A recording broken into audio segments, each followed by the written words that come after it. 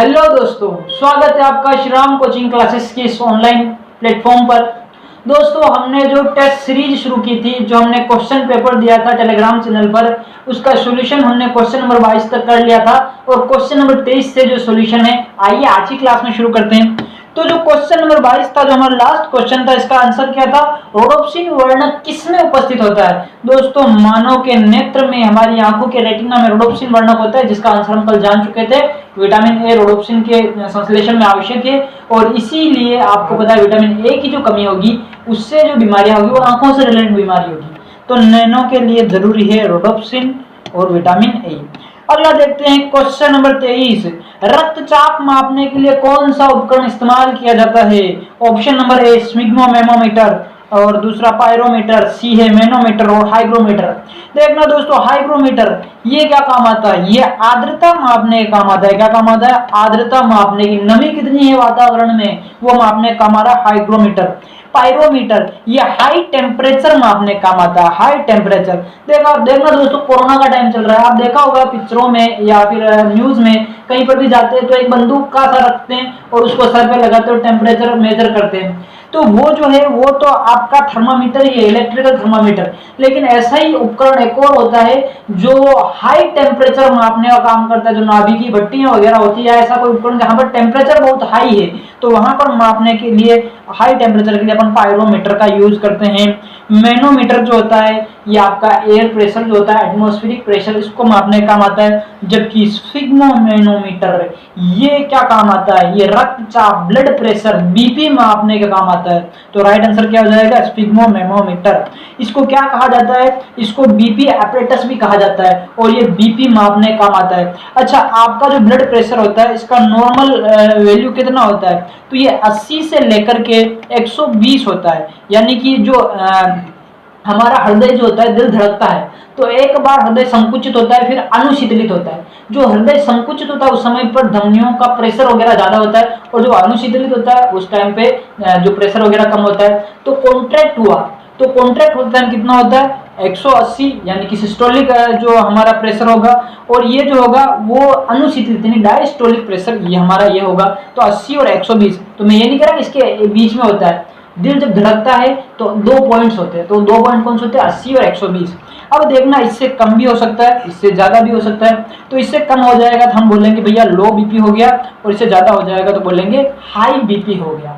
तो high BP या hypertension हो सकता है, और लो बीपी यानी कि फिर उबासी वगैरह और पसीना वगैरह आएगा, और फिर क्या होगा, जो आदमी आलसी सा हो जाएगा। तो इस तरह से आपको बहुत सारी चीजें देखने को मिलेगी। हाँ, आपने को ये याद रखना है कि बीपी मापने के लिए बीपी एपरेटस काम में लेते हैं, और उसको क्या किस नाम जाना जाता है? स्फिग्मोमेनोमीटर। और देखना दोस्तों, जो हृदय की धड़कन, दिल की आवाज सुनी जाती है वो किससे सुनी जाती है? जो कान में लगा करके अपन आवाज सुनते हैं, जो सुनी जाती है उसको स्टेथोस्कोप कहते हैं। ओके, ध्यान रखना। ओके, जो तापमान मेजर करते हैं, तापमान मापने के लिए पारे वाला जो थर्मामीटर होता है, हाँ, जो तापमान मापने के लिए थर्मामीटर काम में लेते हैं। आजकल इलेक्ट्रिक थर्मामीटर भी आ गए हैं। हाँ, नेक्स्ट क्वेश्चन नंबर 24 ये रहा हमारे स्क्रीन पर। क्वेश्चन नंबर 24 है, मानव शरीर में तापमान नियंत्रण केंद्र जो होता है, थर्मोस्टेट, कहाँ पर होता है? तो देखना दोस्तों, आपने देखा होगा कि हमको क्या होता है कि जब भी गर्मी लगती है तो उस टाइम पे हमारे शरीर से पसीना निकल जाता है। ठंड लगती है तो हमें कपकपी महसूस होती है, हम कपकपाने लगता है हमारे शरीर। तो ये सारी क्रियाएं हम कैसे महसूस कर रहे हैं? तो जाहिर सी बात दिमाग से। लेकिन हमारा जो मस्तिष्क होता है इसमें भी अलग अलग भाग होते हैं, कौन सा भाग क्या रेगुलेट, क्या कंट्रोल कर रहा है, तो सारा सब कुछ अलग अलग होता है। और हमारा जो भूख प्यास केंद्र है, ये या कह सकते हैं हमारा जो शरीर में तापमान है ये कहाँ से नियंत्रित हो रहा है? तो उसके लिए तापमान केंद्र होता है और वो हाइपोथैलेमस के अंदर होता है। किसके अंदर? हाइपोथैलेमस के अंदर। ओके, जैसे एक तो दे रखा है पिट्यूटरी। पिट्यूटरी तो क्या है? पीयूष ग्रंथि को कहा जाता है। तो ये तो एक ग्रंथि है, पीयूष ग्रंथि, जो हमारे ब्रेन में ही होती है, मटर के दाने, ब्रेन के वाले हिस्से में होती है, मटर के दाने के आकार की होती है। और ये जिस हड्डी में पाई जाती है वहां पर एक गुहा होती है, उस गुहा के अंदर रहती है। उस गुहा को सेला टर्सिका कहा जाता है, जिसके अंदर पीयूष ग्रंथि होती है। ओके, और यहाँ से पिट्यूटरी हार्मोन निकलते हैं। पीयूष ग्रंथि 2 भागों में बटी होती है। आगे वाला भाग अग्र पीयूष ग्रंथि जिसको एडिनो हाइपोफाइसिस कहते हैं, पश्च वाला भाग पश्च पीयूष ग्रंथि जिसको न्यूरो हाइपोफाइसिस कहते हैं। पश्च पीयूष ग्रंथि से जो है ऑक्सीटोसिन, वेसोप्रेसिन ऐसे हार्मोन निकलते हैं, जबकि ज्यादातर जो हार्मोन होते हैं वो अग्र पीयूष ग्रंथि से निकलते हैं। सेरिबेलम हमारे दिमाग का हिस्सा है, जो पिछला वाला जो हिस्सा होता है जिसको दुनिया छोटा दिमाग कहती है, पीछे जो उबड़ा सा हिस्सा होता है ये सेरिबेलम होता है। ओके, अनुमस्तिष्क जिसको कहा जाता है, मेडुला ऑब्लांगेटा उससे नीचे का हिस्सा होता है मेडुला ऑब्लांगेटा। इन सब के अलग अलग काम है, मस्तिष्क वाले चैप्टर में डिटेल से पढ़ेंगे। हमारा क्वेश्चन ताप नियंत्रण केंद्र कहाँ पर है? हाइपोथैलेमस में। भूख वाला भी इधर ही होता है, ध्यान रखना। क्वेश्चन नंबर आ जाते हैं 25 पर। क्वेश्चन नंबर 25 प्रथम जो क्लोन थी भेड़, उसका नाम था क्या था? इयान विल्मोट था क्या? याद आ रहा है कल का क्वेश्चन? नहीं था। इयान विल्मोट एक साइंटिस्ट का नाम था, उस साइंटिस्ट ने भेड़ बनाई थी जिसको मैंने बोला था डोली भेड़। तो भेड़ का नाम पूछ रहा है, तो प्रथम क्लोन भेड़ कौन सी है? डोली भेड़ है। उसको किसने बनाया था? इयान विल्मोट नाम के साइंटिस्ट ने इसको बनाया था, ध्यान रखना है। तो डोली इसका आंसर हो जाएगा। आपको पता है इसके बाद में ना एक गाय भी बनाई गई थी इस तरीके की, जो इसके जो दूध उत्पादन करती थी, उसकी दूध उत्पादन क्षमता को अच्छे से बढ़ाएगा, उसके दूध में प्रोटीन वगैरह की मात्रा को बढ़ाएगी। उस गाय का नाम था रोजी, ध्यान रखना। भेड़ जो बनी थी प्रथम भेड़, इस क्रोनिकल भेड़ का नाम क्या था? डोली। और एक गाय भी बनाई थी बाद में, उस गाय का नाम क्या था? रोजी।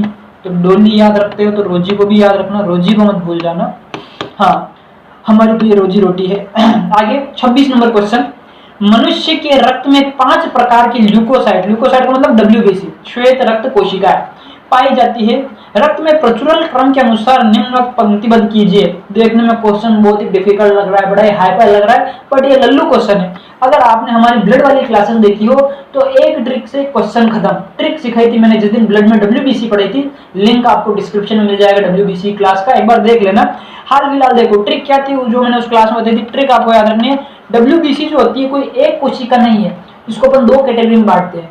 एक होती है कणिकामय, एक होती है अकणिकामय। जो कणिकामय होती है उसके वापस 3 टाइप्स होते हैं, 3 प्रकार की होती है, बेसोफिल, न्यूट्रोफिल और जो आपकी एसिडोफिल से इयोसिनोफिल जिनको कहते हैं। और एक ग्रेनुलोसाइट के 2 प्रकार होते हैं वापस से, मोनोसाइट और लिम्फोसाइट।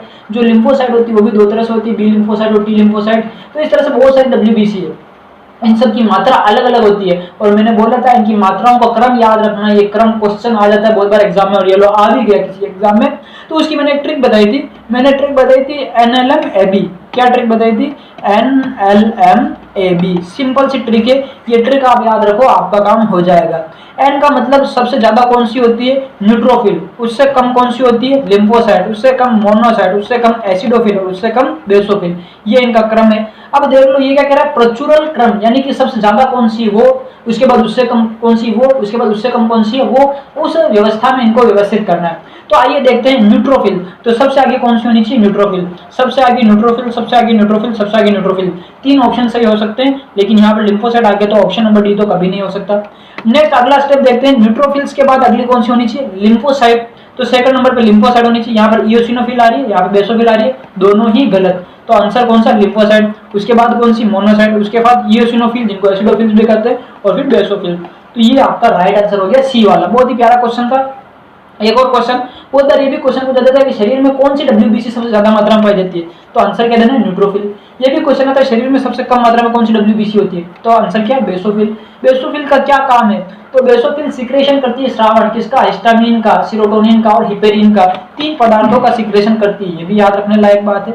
और भी बहुत सारे अच्छे अच्छे क्वेश्चन बनते हैं इनके ऊपर, जो आपको WBC वाली क्लास मिल जाएगा, लिंक नीचे डिस्क्रिप्शन में है। ओके, अच्छा ये जो पेपर चल रहा है, इस पेपर का PDF आपको हमारे टेलीग्राम चैनल पर मिल जाएगा। जिन लोगों ने अभी तक इसका PDF नहीं लिया है वो टेलीग्राम चैनल ज्वाइन करें, जिसका लिंक डिस्क्रिप्शन में है। और टेलीग्राम चैनल से जो है ये पेपर आप प्राप्त कर ले PDF के रूप में। इसके अलावा वहाँ पे आपको फिजिक्स केमिस्ट्री का भी पेपर मिलेगा, और इस फिजिक्स केमिस्ट्री के पेपर को भी आप सोल्व करने का प्रयास करें, जिसका सोल्यूशन आगे वीडियो सोल्यूशन आपको अगली क्लास में मिल जाएगा। इसके अलावा आगे से आने वाले जितने भी वीडियोज होते हैं उनके लिए जो पेपर होते हैं वो पेपर पहले से आपको टेलीग्राम चैनल पर मिल जाते हैं, और पेपर आने के 2-3 दिन बाद आपको वीडियो मिल जाए उसका सॉल्यूशन के रूप में। तब तक आप खुद को निखार सकते हैं, परख सकते हैं कि अपने को कितना आता है। आगे बढ़ जाते हैं क्वेश्चन नंबर 26 के बाद 27वां क्वेश्चन, निम्नलिखित में से कौन सा रोग जीवाणु से होता है? देखना दोस्तों, हमने रोग सारे पढ़ा दिए थे ऑनलाइन क्लासेस में, और जीवाणु से होने वाले रोगों को हमने सिर्फ एक लाइन में खत्म कर दिया था। और वो लाइन क्या थी? न्यू टाई काली है पर tea table dark black. New tie काली है पर टी टेबल कैसा है? पर tea table dark black. Dark black, और इस एक लाइन के अंदर मैंने जितने भी जीवाणु से होने वाली बीमारियां हैं जो कॉम्पिटिटिव एग्जाम में पूछी जाती है सारी सल्टा दी थी। ओके, जिन्होंने नहीं देखा है वो डिस्क्रिप्शन में देखना, लिंक दे रखा है, जीवाणु जनित रोग, विषाणु जनित रोग सारे दिए हुए हैं, तो आप एक बार वो क्लासेस देख लेना, आपको फायदा मिलेगा, सारी बीमारियां टिप्स हो जाएगी आपकी, है ना। तो ये पूछ रहा कौन सा ऐसा रोग है जीवाणु से नहीं होता। कहने का मतलब अगले ने ऑप्शन दिया इसमें जो बाकी के रोग होंगे वो तो जीवाणु से होते होंगे, और एक ऐसा जो जीवाणु से नहीं होता। तो अपन देख लेते कौन कौन सा जीवाणु से हो रहा है। टिटनेस किससे होता है भैया? जीवाणु से। देखो टी टेबल, तो टी का मतलब क्या था? टिटनेस, तो जीवाणु से हो रहा है। कुकर खांसी जिसको पर्टुसिस कहते हैं, तो पर का मतलब क्या था? पर्टुसिस, हमारी ट्रिक के अकॉर्डिंग। अब जिनको ट्रिक नहीं पता वो क्लास देखें, नीचे आपको लिंक मिल जाएगा। नेक्स्ट न्यूमोनिया, ये रहा न्यू, न्यू का मतलब क्या? निमोनिया, ये किससे होता है? ये भी जीवाणु से होता है। हैजा, कोलेरा, तो न्यू टाई काली है का मतलब हैजा, ये भी इससे होता है। जबकि रेबीज का कहीं पर भी नाम नहीं आ रहा है, तो इसका मतलब रेबीज जीवाणु से नहीं होता है। और ये पूछ क्या रहा है? ऐसा रोग जो जीवाणु से नहीं होता है, तो आंसर क्या जाएगा? रेबीज ही जाएगा। वैसे आपको सबको पता है रेबीज जो होता है वो रेबीज रेबडो वायरस के कारण होता है। किसके कारण होता है? ये रेबडो वायरस के कारण होता है, रेबडो वायरस। अच्छा, इस रेबीज के ऊपर क्या होता है कि अभी हाल ही में वर्ल्ड रेबीज डे निकला था, तो इसके ऊपर एक वीडियो भी डाला था हमने इंस्टाग्राम पर और अदर सोशल मीडिया पर, तो उसमें भी इसकी जानकारी दी थी। जिन लोगों ने वो वीडियो देखा उनको तो इसका आंसर पहले से पता होगा, आंसर रेबीज जाने वाला है, क्योंकि पता है रेबीज रेबडो वायरस से हो रहा है। और इसके टीके के ऊपर कैसे काम किया था वो भी आपको बताया था पूरा डिटेल से ना, जिनको नहीं पता वो एक बार देख लेना। नेक्स्ट आगे बढ़ते हैं अपन क्वेश्चन नंबर 28 की तरफ। क्वेश्चन नंबर 28 क्या है? हाँ, ये प्यारा क्वेश्चन है। निम्नलिखित में से कौन सा एक कवकों यानी कि फंजाई और उच्चतर पादपों यानी कि हायर प्लांट्स की जड़ों के बीच उपयोगी प्रकार्य सहचार्य यानी कि फंक्शनल एसोसिएशन है? देखना दोस्तों, एक ऐसा क्वेश्चन है जो अगर आपको मतलब आप साइंस की फील्ड से नहीं हो तो आपको चारों ऑप्शन समझ में नहीं आएंगे, कुछ भी पल्ला नहीं पड़ेगा। अगर आप साइंस फील्ड से हो तो ये क्वेश्चन आप गलत करोगे। क्यों? क्योंकि यहाँ पर देखना एक छोटी सी बात अटक जाती है जिसे साइंस बैकग्राउंड वाले इस क्वेश्चन को गलत कर देते हैं, क्योंकि जिसको नहीं आता उसको तो पूरा ही नहीं आता, और जिसको थोड़ा बहुत आता है वो इसको गलत कर देता है। क्यों? A little knowledge is a dangerous thing. थोड़ा बहुत ज्ञान होना खतरनाक है, इस चीज का पूरा नॉलेज होना चाहिए। जैसे इसमें देखना, यहाँ पर पूछ रहा है कि फंजाई यानी कि कवक, और दूसरा बताया उच्च विकसित पादप, उच्च पादप या हायर प्लांट, इन दोनों के बीच में फंक्शनल एसोसिएशन क्या है यानी कि सहचार्य संबंध क्या है, कि इन दोनों के बीच संबंध ढूंढना है। ऑप्शन नंबर ए पर जैसे देखते हैं बायो फर्टिलाइजर या जैव उर्वरक। आप उर्वरक तो समझते हो, खाद बीज वगैरह, ये उर्वरक अलग होते हैं, जैव उर्वरक अलग होते हैं। जैव उर्वरक क्या होते हैं? देखना दोस्तों, हम क्या करते हैं खेतों में रसायन वगैरह डालते हैं, जैसे खाद वगैरह कुछ भी डाल रहे हैं, तो वो रसायन फसलों को खराब करते हैं। हालांकि आपको रिजल्ट तुरंत मिल रहा है, आपकी फसल अच्छी हुई, लेकिन कहीं ना कहीं वो रसायन हमारे पारिस्थितिकी तंत्र को प्रभावित करते हैं, वही रसायन हमारे खाने में आ जाते हैं, हमारे शरीर को प्रभावित करते हैं। तो रसायन तो प्रभावित कर ही रहे हैं, तो इसके विकल्प के रूप में अपन क्या करते हैं? बायो फर्टिलाइजर को यूज में लेते हैं। तो बायो फर्टिलाइजर क्या होते हैं? ये बैक्टीरिया हो सकती है, कवक हो सकती है, सूक्ष्म जीव होते हैं। बायो फर्टिलाइजर क्या होते हैं? ये सूक्ष्म जीव हो सकते हैं। ये सूक्ष्म जीव जैसे नोस्टोक सॉरी जैसे आप बीजीए, ब्लू ग्रीन एल्गी, जैसे आप राइजोबियम, इनको लेकर के खेतों में इनका पाउडर आता है जो छिड़क दो, तो आपको तो लग रहा है वो पाउडर है, पर एक्चुअल में वो क्या होते हैं? सूक्ष्म जीव होते हैं। और ये सूक्ष्म जीव जो आप छिड़कते हो तो ये इन पादपों को नाइट्रोजन या अन्य खनिज जो होते हैं ये उपलब्ध कराते हैं। तो पादपों के अंदर आपने जो है सूक्ष्म जीव छिड़क दिया, तो वो तो सूक्ष्म जीव ज्यादातर मोनेरा ग्रुप के होते हैं, यानी कि बैक्टीरिया वगैरह होते हैं। और ये क्या पूछ रहा है? ऐसा संबंध चुनना है जो कवक और उच्च विकसित पादपों के बीच हो, तो बायो फर्टिलाइजर इसका आंसर कभी भी नहीं हो सकता। अब बहुत सौ को डाउट होता है कि हाँ बायो फर्टिलाइजर सूक्ष्म जीव, पादप सूक्ष्म जीव, और यही करके टिका देते हैं, तो ये आंसर इसका कभी नहीं होगा। तीसरा देखते हैं जैसे लाइकेन। लाइकेन क्या होता है? जो शैवाल होते हैं वो शैवाल क्या करते हैं? कवक के साथ सहजीवी संबंध बनाते हैं। किसके साथ? कवक के साथ। शैवाल आप समझते हो, जैसे आपने काई तो देखी होगी, काई पानी के अंदर होती है, तो वो एक तरह से शैवाल होते हैं, तो आप उसी को शैवाल समझते हो, पर शैवाल हकीकत में ग्रुप है जिसके अंदर बहुत सारे एग्जाम्पल आते हैं। तो कुछ शैवाल ऐसे होते हैं जो कुछ शैवाल क्या करते हैं? इस कवक के साथ सहजीवी संबंध बनाते हैं। तो शैवाल जो होते हैं वो हरे होते हैं, तो हरे शैवाल क्या करते हैं? प्रकाश संश्लेषण करके भोजन बना सकते हैं। तो ये प्रकाश संश्लेषण करके भोजन बनाते हैं और अपना भोजन अपन कर रहे हैं, और उसके साथ साथ कुछ भोजन ये कवक को दे देते हैं, तो कवक को क्या मिल जाता है? भोजन। तो शैवाल और कवक साथ साथ रहने लग जाए तो कवक को तो मिल जाता है भोजन, तो कवक का फायदा हो गया, भैया जी भोजन मिल गया। प्लस अब कवक जो है, ये कवक भी शैवाल को कुछ ना कुछ फायदा पहुंचाएगा, तभी तो इन दोनों का साथ बना रहेगा। तो ये कवक क्या करता है? कवक जो होता है, ये जो जमीन होती है, ये जमीन से नाइट्रोजन प्लस खनिज प्लस जल ये सब इसको उपलब्ध कराता है, किसको? शैवाल को। और शैवाल को अपने ऊपर रहने देता है, यानी कि आवास भी उपलब्ध कराता है। तो यहाँ पर देखना शैवाल जो होगा ये इसको क्या चाहिए? इसको रहने के लिए आवास चाहिए। कवक बोलेगा मेरे पास आ जा, मेरे पास रहे। ये बोलेगा मेरे को पानी चाहिए, तो कवक इसको पानी उपलब्ध करा देगा। ये बोलेगा नाइट्रोजन चाहिए, खनिज चाहिए, सब उपलब्ध करा देगा। लेकिन कवक का एक गुण है कि कवक जो होते हैं ये परपोषी होते हैं, यानी कवक कभी भी अपना भोजन खुद नहीं बना सकता। तो बदले में कवक को क्या मिलेगा? शैवाल के पास क्या सिस्टम है कि ये प्रकाश संश्लेषण कर सकता है। तो शैवाल प्रकाश संश्लेषण करेगा, रॉ मटेरियल इससे लेकर प्रकाश संश्लेषण करके भोजन बना के कवक को दे देगा। तो इन दोनों का ही फायदा है।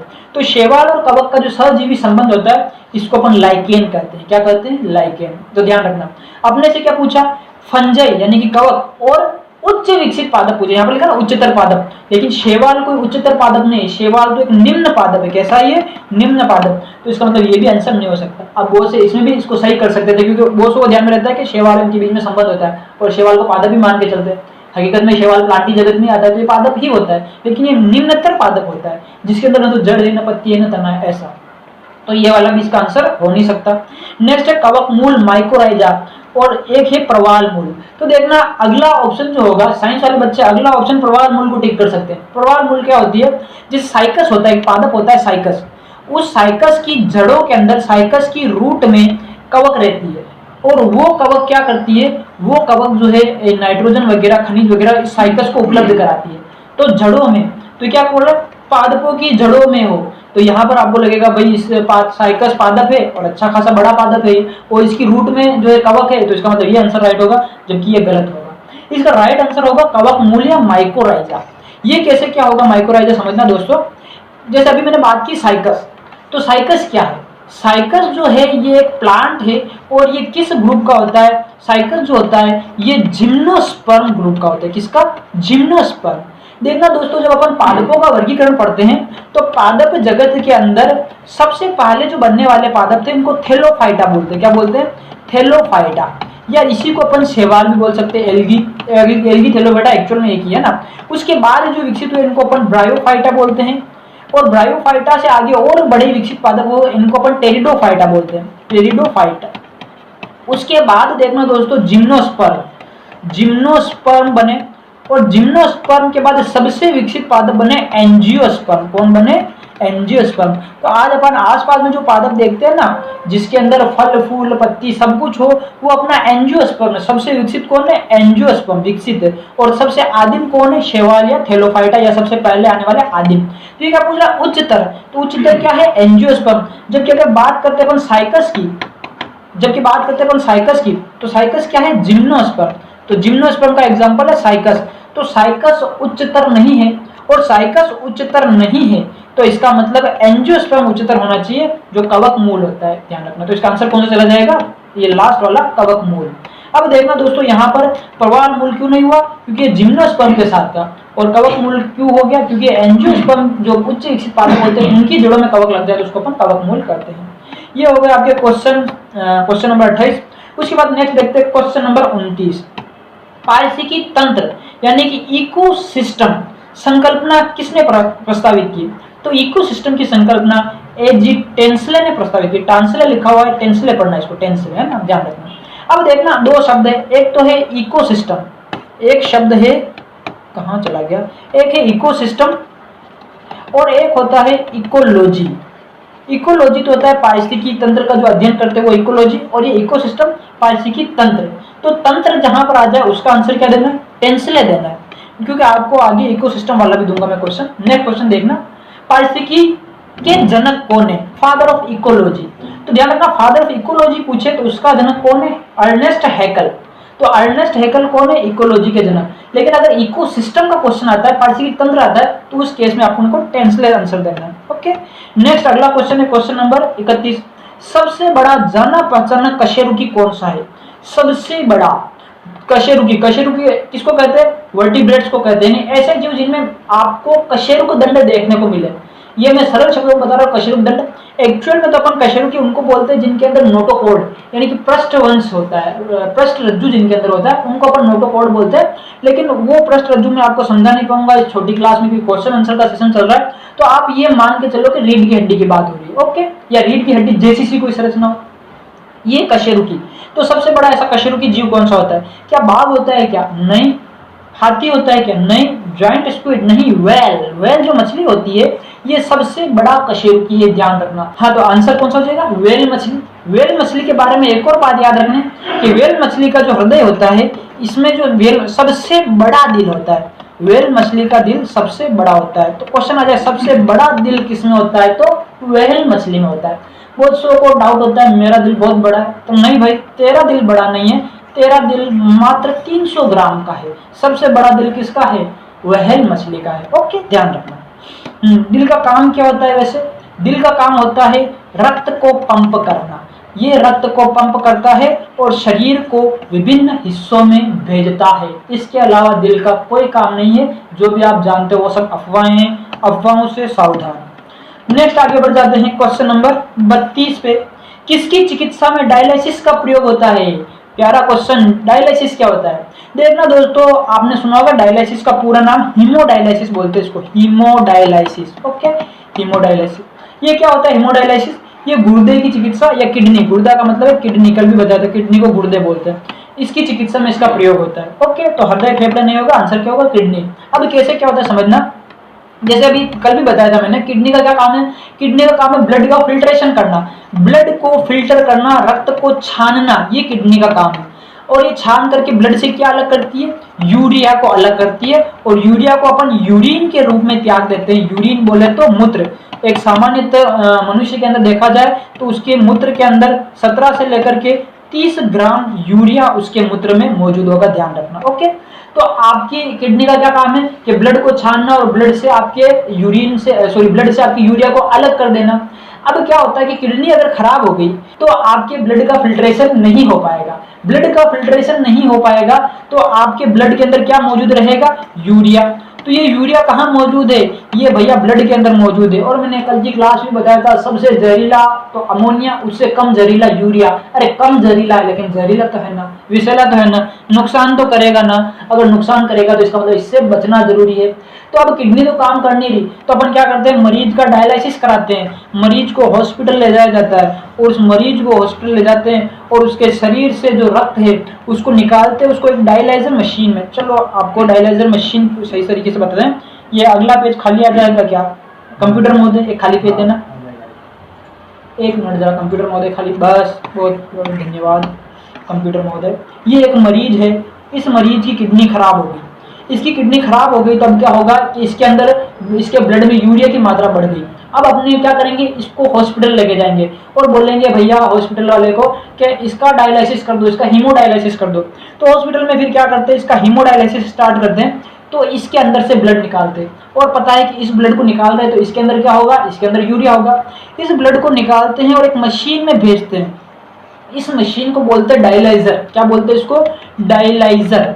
इस डायलाइजर के अंदर बहुत सारी पतली पतली नलियां होती है इस तरह से, और इसमें पार्चमेंट मेम्ब्रेन और अलग अलग मेम्ब्रेन लगी, सेफ्रोनिन, इस तरह से बहुत सारी मेम्ब्रेन्स होती है। और मेम्ब्रेन के जरिए छन छन करके ये इस मशीन से जो यूरिया वगैरह होता है ये सारा छन करके इधर निकल जाता है अलग। अब देखना है क्षमता कैसे, तो जैसी किडनी की परिस्थितियां होती है वैसी परिस्थितियां यहाँ पर उत्पन्न की जाती है कृत्रिम रूप से, और फिर सांद्रता प्रवणता के अकॉर्डिंग ये छन करके अलग निकल जाता है। और अब ये जो रक्त आया ये रक्त शुद्ध रक्त है जिसमें यूरिया नहीं है। तो इधर जो ब्लड था, इस ब्लड के अंदर तो यूरिया था, ब्लड प्लस यूरिया, और अब ये यूरिया कहाँ पर आ गया? यहाँ पर, और अब केवल ब्लड बचा। इस ब्लड को वापस से इसकी बॉडी में डाल दिया जाएगा। अब ऐसा नहीं होगा कि मरीज को सुला करके सारे ब्लड निकाल दिया, फिर मशीन में डाला, फिर बोला तो थोड़ी देर वेट करो और लेके आ रहे ब्लड वापस। ऐसा नहीं होता। एक तरफ ब्लड निकलता रहता है, दूसरी तरफ चलता रहता है, एक ही साथ एक काम होता है ना, क्योंकि बॉडी से सारे ब्लड निकाल दोगे तो आदमी मर जाएगा, औरत होगी तो वो भी मर जाएगी, आदमी जरूरी नहीं है। हाँ, अब देखना ये यूरिया रहित ब्लड अब शरीर में चला गया, तो इस ब्लड में यूरिया नहीं है। अब देखना, आपको पता है कि रक्त जो होता है वो शरीर से बाहर जैसे ही निकलेगा वो जम जाएगा। तो यहाँ पर रक्त जमे नहीं, इसके लिए इसके अंदर एंटी क्लोटिंग जो पदार्थ होगा वो मिला दिया जाएगा। प्लस आपको पता है कि शरीर के तापमान से शरीर का तापमान जितना तापमान होगा, ज्यादा तापमान होगा तो भी रक्त खराब हो जाएगा। तो यहाँ पर इसको लो टेम्परेचर पर रखा जाएगा और यहाँ पर डालते समय वापस इसको 37 डिग्री टेम्परेचर पर कर दिया जाएगा, और इस तरह से शुद्ध रक्त वापस इसके शरीर में भेज दिया जाएगा। नेक्स्ट क्वेश्चन है क्वेश्चन नंबर 33। तो देखना दोस्तों, क्वेश्चन नंबर 33 क्या है? बहुत ही प्यारा क्वेश्चन। सूची 1 को सूची 2 के साथ सुमेलित कीजिए और उस कूट का चयन कीजिए जो सही उत्तर हो, है ना। तो देखना, सूची 1 को सूची 2 से मिलाना है। अब देखना दोस्तों, यहाँ पर लिखा है पक्षी और यहाँ पर लिखा है पैलियोबायोलॉजी, इकोलॉजी, ऑर्निथोलॉजी, जेनेटिक्स। तो देखना पक्षियों के अध्ययन को ऑर्निथोलॉजी कहते हैं। बहुत प्यारी बात, पक्षियों का अध्ययन क्या कहलाता है? ऑर्निथोलॉजी। दोस्तों यहाँ पर मैं आपका एक और क्वेश्चन कंप्लीट कराता चलूं। ऑर्निथोलॉजी के लिए भारत में फेमस कौन है? तो भारत में ऑर्निथोलॉजी के लिए फेमस है डॉक्टर सलीम अली। कौन है? डॉक्टर सलीम अली। और इनको इंडिया का बर्ड मैन भी कहा जाता है, bird man of India, bird man of India किसको कहा जाता है? डॉक्टर सलीम अली को कहा जाता है। ओके, तो एक के अंदर आपका 3 मैच होना चाहिए। तो एक के अंदर 3 कहाँ मैच हो रहा है? पहले में देखो एक के अंदर 1 दे रखा है, मतलब गलत है। तीसरे में देखो एक के अंदर 4 दे रखा है, और इसमें देखो एक के अंदर 2 दे रखा है, तो ये तो सारे गलत है। एक में एक के अंदर 3 दे रखा है, तो बी वाला करेक्ट हो गया। ओके, ये तो डायरेक्ट हमारा संयोग था कि बी वाला डायरेक्ट मिल गया। आगे वाले भी देख लेते थे। वंशागति, वंशागति को क्या कहा जाता है दोस्तों? जेनेटिक्स। वंशागति जेनेटिक्स में, तो अनुवांशिकी को जेनेटिक्स कहा जाता है। जेनेटिक्स के अंदर अपन वंशागति का अध्ययन करते हैं, तो ये रहा। तीसरा देखो सी के अंदर, सी के अंदर है पर्यावरण। अब पर्यावरण का 2 मैच हो रहा है, तो ये पर्यावरण 2, इकोलॉजी। अब देखना पर्यावरण का इंग्लिश तो होता है एनवायरमेंट, तो इकोलॉजी क्यों आ रहा है? तो यहाँ पर जो इकोलॉजी है, देखना इकोलॉजी क्या होती है? इकोलॉजी का मतलब होता है पारिस्थितिकी, जिसमें अपन पर्यावरण का अध्ययन करते हैं। तो इकोलॉजी के अंदर पर्यावरण का अध्ययन करते हैं, तो इससे संबंधित है। और जीवाश्म, जिसको फोसिल्स कहते हैं, तो ये पैलियोबायोलॉजी, इसमें जीवाश्मों का अध्ययन किया जाता है। ओके, और भारत के अंदर पैलियोबायोलॉजी, भारत के अंदर इसका अध्ययन कौन करता है? पैलियोबायोलॉजी के लिए किसको जाना जाता है? तो भारत में जाना जाता है प्रोफेसर बीरबल साहनी। प्रोफेसर बीरबल साहनी को पैलियोबायोलॉजी के लिए जाना जाता है। इन्होंने जीवाश्मों के ऊपर काफी रिसर्च की इंडिया के अंदर, और भारत में इसका विकास किसने किया? पैलियोबायोलॉजी का प्रोफेसर बीरबल साहनी ने। मोस्ट इंपोर्टेंट क्वेश्चन है, ध्यान रखना, प्रोफेसर बीरबल साहनी का। ओके, पैलियोबायोलॉजी के लिए इनको जाना जाता है, और इसमें जीवाश्मों का अध्ययन किया जाता है। ओके, क्वेश्चन 33 के बाद नेक्स्ट देखते हैं अपन क्वेश्चन नंबर 34। बहुत ही प्यारा क्वेश्चन, अच्छा क्वेश्चन, देखना। प्रोटीन संश्लेषण में होने वाली घटनाओं को निम्नलिखित में से सही अनुक्रम कौन सा है? तो देखना प्रोटीन संश्लेषण कैसे होता है, यानी कि हमारे शरीर में प्रोटीन कैसे बनती है, इसको समझते हैं। तो इसको समझने के लिए देखना दोस्तों, अपन एक चीज को पहले समझते हैं कि हमारे शरीर में प्रोटीन का संश्लेषण कैसे होता है। तो एक खाली स्लाइड अपने को चाहिए, खाली स्लाइड ये रही, इसमें अपन इसका संश्लेषण समझते हैं। देखना दोस्तों, पहले देखना हमारे शरीर में कोशिका होती है, और कोशिका के अंदर केंद्रक होता है। क्या होता है? ये केंद्रक। और ये रही शरीर में पूरी कोशिका। अब देखना दोस्तों, हमारी कोशिका के अंदर हमारा डीएनए होता है, हमारा आनुवंशिक पदार्थ डीएनए। देखना दोस्तों क्या होता है, डीएनए जो होता है, इस डीएनए से एमआरएनए का निर्माण होता है। किसका निर्माण होता है? एमआरएनए, यानी कि मैसेंजर आरएनए। डीएनए से एमआरएनए का निर्माण हमारे केंद्रक में होता है, और यह क्रिया कहलाती है अनुलेखन। अनुलेखन, जिसको इंग्लिश में कहते हैं ट्रांसक्रिप्शन। मैं शॉर्ट में टीसी लिख रहा हूं, ट्रांसक्रिप्शन। तो हमारे शरीर में जो कोशिका होती है, केंद्रक होता है, केंद्रक में क्या होता है? डीएनए से एमआरएनए बनता है, और डीएनए से एमआरएनए बनने की प्रक्रिया क्या कहलाती है? ट्रांसक्रिप्शन या अनुलेखन। उसके बाद ये एमआरएनए जो होता है, ये इस केंद्रक से बाहर निकल करके कोशिका द्रव्य में आ जाता है। ये सारा पदार्थ क्या है? ये सारा का सारा कोशिका द्रव्य है। कोशिका द्रव्य यानी कि साइटोप्लाज्म, कोशिका द्रव्य। तो जो एमआरएनए है, ये कहां पर आ जाता है? कोशिका द्रव्य में। जैसे ही एमआरएनए कोशिका द्रव्य में आता है, ये एक्टिव होता है, और हमारे कोशिका के अंदर बहुत सारे क्या होते हैं दोस्तों? राइबोसोम्स होते हैं। तो राइबोसोम्स की 2 उप इकाई होती है, एक छोटी उप इकाई, एक बड़ी उप इकाई। तो वो राइबोसोम्स आकर किस एमआरएनए पर जुड़ जाते हैं। पहला राइबोसोम इस तरह से, हमारे अंदर एक एमआरएनए पर एक ही राइबोसोम जुड़ेगा, लेकिन जो प्रोकैरियोटिक जीव होते हैं जैसे बैक्टीरिया वगैरह, तो उनमें एक एमआरएनए पर बहुत सारे राइबोसोम जुड़ जाते हैं। तो उनमें जो होता है पॉलीसिस्टोनिक एमआरएनए होता है, और हमारे अंदर एक एमआरएनए के ऊपर एक ही राइबोसोम जुड़ता है, तो ये मोनोसिस्टोनिक एमआरएनए होता है। अब देखना है राइबोसोम जुड़ जाते हैं, और राइबोसोम जुड़ने के बाद यहाँ पर प्रोटीन की श्रृंखला बनाना शुरू कर देते हैं, और ये आगे से आगे इस तरह से इस दिशा में बढ़ते रहेंगे, और ये प्रोटीन की श्रृंखला बनती रहेगी। आगे आगे प्रोटीन लंबा होता रहेगा, और प्रोटीन बन जाएगा, तो ये प्रोटीन कुंडलित हो जाएगा, और प्रोटीन की प्राथमिक, द्वितीयक, तृतीयक इस तरह से संरचनाएं बनती जाएगी। तो देखना दोस्तों, ये जो यहाँ पर एमआरएनए से आगे क्या बन जाएगी? प्रोटीन। तो इसको शॉर्ट में देखें, तो शॉर्ट में क्या हो रहा है? एमआरएनए से प्रोटीन बन रही है। एमआरएनए बाहर आया, और इस एमआरएनए क्या बना दी? प्रोटीन। तो एमआरएनए से जो प्रोटीन बनने की सारी प्रक्रिया है, इसको ट्रांसलेशन कहते हैं। क्या कहते हैं इंग्लिश में? ट्रांसलेशन। ट्रांसलेशन, ट्रांसलेशन है ना। और इसको हिंदी में क्या कहेंगे? इसको अनुवादन कहेंगे, अनुवादन। तो देखना, अनुलेखन जिसको ट्रांसक्रिप्शन कहते हैं, और ट्रांसलेशन जिसको अनुवादन कहते हैं। तो ट्रांसलेशन कहाँ पर होता है दोस्तों? ट्रांसलेशन कोशिका द्रव्य में होता है। और ट्रांसक्रिप्शन कहाँ पर होता है? ये केंद्रक द्रव्य में होता है। ट्रांसक्रिप्शन का मतलब क्या है, अब इसको इधर समझते हैं। ट्रांसक्रिप्शन तो सबसे पहले क्या है, हमारे शरीर के अंदर हमारी कोशिकाओं में डीएनए से क्या बनता है? डीएनए से एमआरएनए बनता है। डीएनए से एमआरएनए बनने की प्रक्रिया ये ट्रांसक्रिप्शन कहलाती है और ये कोशिका द्रव्य में होता है। एमआरएनए से बाद में क्या बनती है? प्रोटीन। तो एमआरएनए से प्रोटीन बनने की क्रिया ट्रांसलेशन कहलाती है, यानी कि अनुवादन कहलाती है। और ये अनुवादन कहाँ पर होता है? ये कोशिका द्रव्य के अंदर होता है। तो ये कोशिका द्रव्य में होता है और ये केंद्रक में होता है ट्रांसक्रिप्शन। इतना समझ गए? अब इसी चीज को उस क्वेश्चन में पूछा गया है, तो एक बार पहले कंसेप्ट क्लियर। डीएनए से एमआरएनए बनना ट्रांसक्रिप्शन, ये एमआरएनए कोशिका द्रव्य में आएगा, इससे राइबोसोम जुड़ेंगे और राइबोसोम जुड़ने के बाद यहाँ पर ट्रांसलेशन होगा। ट्रांसलेशन का मतलब प्रोटीन का बनना, ऐसे हमारे शरीर में प्रोटीन बनती है। आइए अब क्वेश्चन की तरफ चलते हैं। क्वेश्चन क्या था हमारा? क्वेश्चन ये रहा कि इनको सही जो जितनी घटनाएं होती है प्रोटीन निर्माण के दौरान, प्रोटीन संश्लेषण के दौरान, उन घटनाओं को सही क्रम में जोड़ना है। तो हम क्या जानते हैं? हमको तो पता है डीएनए है और डीएनए से एमआरएनए बनेगा, और डीएनए से एमआरएनए बनने की जो घटना है इसको अपन ट्रांसक्रिप्शन कहेंगे। और एमआरएनए से आगे जाकर के प्रोटीन बनेगी और एमआरएनए से प्रोटीन बनने की क्रिया ट्रांसलेशन कहलाएगी। ओके, अब इसको सेट करते हैं। एमआरएनए प्रवास करते हैं, यानी एमआरएनए बाहर निकलता है। तो बोलो पहले एमआरएनए बाहर निकलेगा कि पहले एमआरएनए का ट्रांसक्रिप्शन होगा? मतलब पहले तो ट्रांसक्रिप्शन होना चाहिए ना। तो ये ट्रांसक्रिप्शन तो बाद में बता रहा है कि पहले एमआरएनए कोशिका द्रव्य न्यूक्लियस से बाहर निकल जाएगा, उसके बाद ट्रांसक्रिप्शन होगा। तो ये तो बात पूरी गलत हो गई। अगला देखना, डीएनए का अनुलेखन होगा। तो देखना अनुलेखन डीएनए का नहीं हो रहा है, अनुलेखन तो किसका हो रहा है? एमआरएनए का। एमआरएनए प्रवास करते हैं और राइबोसोम संयोग करते हैं, स्थानांतरण प्रोटीन। अनुलेखन डीएनए से एमआरएनए, प्रवास और राइबोसोम से संयोग, स्थानांतरण प्रोटीन। तो देखना अब इन दोनों में कंफ्यूजन रहेगा। और लास्ट का जो है ये स्थानांतरण यानी कि ट्रांसलेशन बाद में होगा और राइबोसोम प्रयोग करेंगे और प्रोटीन सबसे पहले ही बना रहा है, तो लास्ट वाला गलत हो गया। अब इन दोनों में डीएनए अनुलेखन करेगा, ये डीएनए अनुलेखन कर करके एमआरएनए बनाएगा, अनुलेखन होगा और डीएनए से एमआरएनए बनेगा और फिर एमआरएनए प्रवास करेगा। प्रवास मतलब बाहर निकलेगा। तो यहां तक तो दोनों की बातें लगभग सेम है। और राइबोसोम संयोग करते हैं, तो इसके बाद देखना अभी बताया था कि एमआरएनए के ऊपर राइबोसोम जुड़ते हैं इस तरह से, तो राइबोसोम का सहयोग। फिर क्या राइबोसोम सहयोग करेंगे, उसके बाद अपने शरीर में क्या होता है? ट्रांसलेशन की क्रिया होती है, फिर प्रोटीन बनती है। ये बोल रहे पहले ही प्रोटीन बन जाएगी, फिर स्थानांतरण यानी कि ट्रांसलेशन होगा। अच्छा, एक और यहाँ पर दिक्कत आ गई कि जो ट्रांसलेशन होता है उस ट्रांसलेशन की हिंदी अनुवादन होता है, और यहाँ पर अनुवादन की जो हिंदी, ट्रांसलेशन की जो हिंदी है उसमें सॉफ्टवेयर ने प्रॉब्लम कर दी और उसको स्थानांतरण लिख दिया। तो ट्रांसलेशन की हिंदी स्थानांतरण नहीं होगी बल्कि अनुवादन होगी, लेकिन इसकी इंग्लिश देखेंगे तो अपने को सही से मैच हो जाएगी।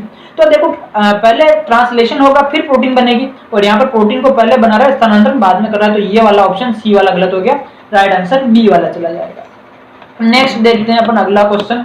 क्वेश्चन नंबर 35, सूची 1 को सूची 2 के साथ मिलाना है। तो देखना दोस्तों, अपन को कुछ नहीं पता, अपने को इतना पता है। देखना हार्मोन, प्रोटीन, एंजाइम, विटामिन, इधर लिखा पेप्सिन, कैरोटीन, केराटिन, टेस्टोस्टेरोन, कुछ भी नहीं जानते। तो इतना तो जानते हैं पेप्सिन जो होता है, पेप्सिन एक एंजाइम होता है और ये प्रोटीन का पाचन करता है। ये प्रोटीन पाचक एंजाइम है। कैसा है? प्रोटीन पाचक एंजाइम। जो प्रोटीन पाचक एंजाइम है ये हमारे आमाशय में पाया जाता है। जैसे हम खाना खाते हैं, आमाशय में खाना जाता है, तो आमाशय में पेप्सिन निकलता है और ये पेप्सिन जो होता है ये क्या करता है? हमारे प्रोटीन का पाचन करता है। तो ये एक एंजाइम है प्रोटीन पाचक। तो एंजाइम किसके साथ मैच हो गया? एंजाइम पेप्सिन के साथ मैच हो गया, यानी कि बी वाले ऑप्शन में एक आना चाहिए। तो अपन बी वाला देखते हैं। बी वाले में एक बी में भी आ रहा है और इस कैपिटल सी में भी आ रहा है, जबकि इसमें 2 आ रहा है, तो ये तो पूरे गलत हो गया, ये पूरे गलत, यानी ऑप्शन ए कट गया, ऑप्शन डी कट गया। अब देखना यहाँ पर अपन बी और सी को देखें तो बी में भी 2 दे रखा है ए के साथ और सी में भी ए के साथ 2 दे रखा है। मतलब ये तो तय है कि विटामिन जो है वो कैरोटीन के साथ मैच होगी। समझाता हूँ कैसे मैच होगी, आगे देख लेते हैं। हार्मोन सी, यहाँ पर कैरेटीन दे रखा है, टेस्टोस्टेरोन दे रखा है। तो देखना दोस्तों, टेस्टोस्टेरोन एक हार्मोन होता है जो नर के अंदर पाया जाता है, तो सी में 4 होना चाहिए। तो सी में 4 देखना इसके साथ मैच हो रहा है, जबकि इसमें सी में 3 दे रखा है, तो सी वाला भी गलत हो गया, ये और ये मैच हो गया और ये बी वाला ऑप्शन राइट हो गया। अब सबकी व्याख्या करते हैं। विटामिन, कैरोटीन, तो देखना कैरोटीन जो होता है ये एक वर्णक होता है। जैसे गाजर की बात कर ले, गाजर में बीटा कैरोटीन होता है। जब आप गाजर को खाते हो तो आपके शरीर में बीटा कैरोटीन चला गया, यकृत के अंदर इस बीटा कैरोटीन का जो है रेटिनोल में बदल दिया जाता है। और रेटिनोल क्या है? रेटिनोल विटामिन ए का रासायनिक नाम है, यानी कि ये क्या है? Vitamin A. तो बीटा कैरोटीन की बात करो तो ये विटामिन ए के निर्माण में सहायक है। मतलब कैरोटीन जो है ये कहीं ना कहीं विटामिन से संबंधित है। सही बात है, इसलिए ए के साथ 2 मैच किया। अब देखना एंजाइम, तो पेप्सिन के लिए बता दिया प्रोटीन पाचक एंजाइम है, तो ये हो गया। हार्मोन, टेस्टोस्टेरोन, देखना नर के अंदर जो हार्मोन पाए जाते हैं, नर के अंदर एंड्रोजन हार्मोन पाए जाते हैं। कौन से? एंड्रोजन नर के अंदर पाए जाते हैं। और मादा की बात करें तो मादा के अंदर मादा के अंदर एस्ट्रोजन हार्मोन पाए जाते हैं। कौन से?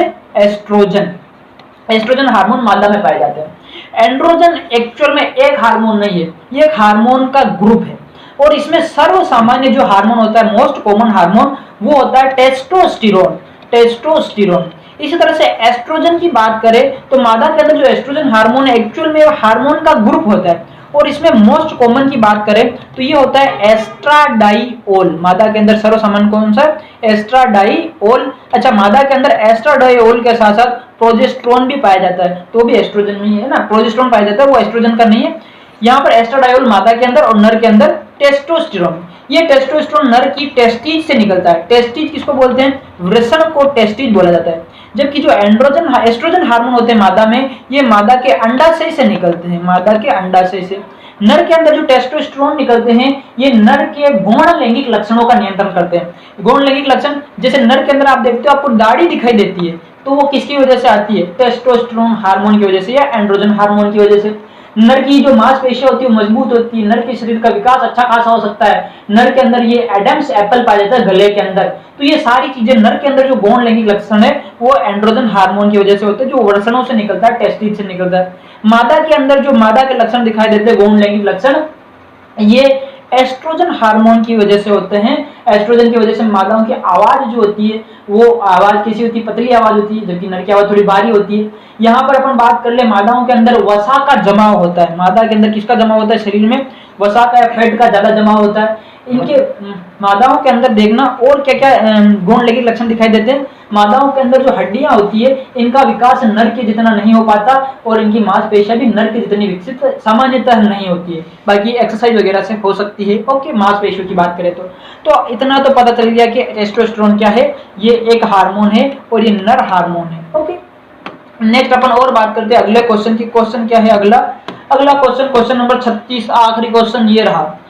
दो वक्तव्य दिए गए हैं जिनमें एक को कथन ए तथा दूसरे को कारण आर कहा गया, यानी कि एक तो है कथन असर्शन है और एक कारण यानी कि रीजन। असर्शन रीजन का क्वेश्चन दिया गया। अब इसमें देखना है कि उपयुक्त दोनों व्यक्तियों के संदर्भ में निम्नलिखित में से क्या सही है, कूट दे रखे। देखते हैं क्या है बातें। एक असर्शन क्या है, ए पढ़ रहा हूं। एक विशेष प्रकार के जीवाणु एड्स पैदा करते हैं। घोर अन्याय। एड्स के बारे में दुनिया जान रही है भैया।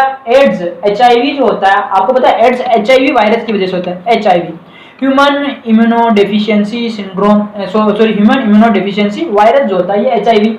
तो वी में तो आ गया वायरस, वी का मतलब ही क्या है? वायरस। तो एड्स किसकी वजह से हो रहा है? एड्स एक वायरस की वजह से हो रहा है। और ये क्या बोल रहा है? जीवाणु। तो ये बात गलत है।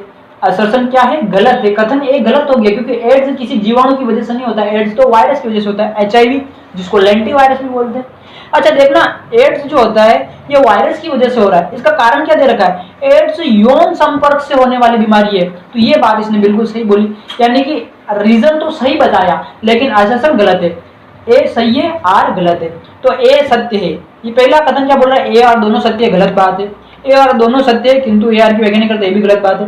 ए सत्य है, गलत बात है। ए असत्य है, देखो ए कैसा है? असत्य, लेकिन आर क्या है? सत्य। तो डी राइट हो जाएगा। थोड़ी और व्याख्या करते हैं इसकी। राइट आंसर तो कौन सा हो गया अपना? डी वाला। अब समझते हैं एड्स। एड्स क्या है? एक जीवाणु जनित रोग है, विषाणु जनित रोग है, जीवाणु जनित रोग नहीं है। एड्स यौन संपर्क से फैलता है, और ऐसे रोग जो यौन संपर्क से फैलते हैं इनको बोलते हैं एसटीडी। एसटीडी का मतलब होता है sexual transmitted disease. Sexual transmitted disease यानी ऐसी बीमारी जो यौन संपर्क से फैलती है। अच्छा, इनको एसटीडी के अलावा एक और नाम दिया जाता है, इनको आरटीडी भी बोलते हैं, आरटीआई भी बोलते हैं, रिप्रोडक्टिव ट्रैक इन्फेक्शन। यानी कि जो रिप्रोडक्टिव का मतलब क्या होगा? इसका मतलब होगा जननिक पथ संक्रमण। जननिक पथ संक्रमण बोलेंगे इसको। ओके, इसको रत्तीज रोग भी बोलते हैं, रत्तीज रोग भी बोला जाता है इनको। ओके, तो ये एसटीडी के अंदर बहुत सारे रोग आते हैं, जिनमें से एक रोग कौन सा है? एड्स। ये ध्यान रखना। एड्स रोग में होता क्या है?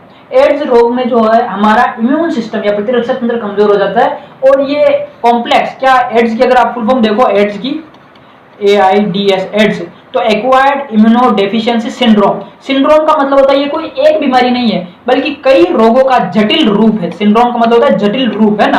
तो ये बहुत सी बीमारियों का जटिल रूप है। एक बार जिसको एड्स हो जाए तो फिर उसका मरना तय है, इसलिए इसको डेथ वारंट भी कहते हैं। एड्स को किस नाम से जाना जाता है? डेथ वारंट के नाम से जाना जाता है। यानी एड्स का कोई इलाज नहीं है, तो इसका इलाज क्या है? बचाव ही इसका इलाज है। ओके, ये हो गए भैया सारे क्वेश्चन। आपको ये क्वेश्चन कैसे लगे?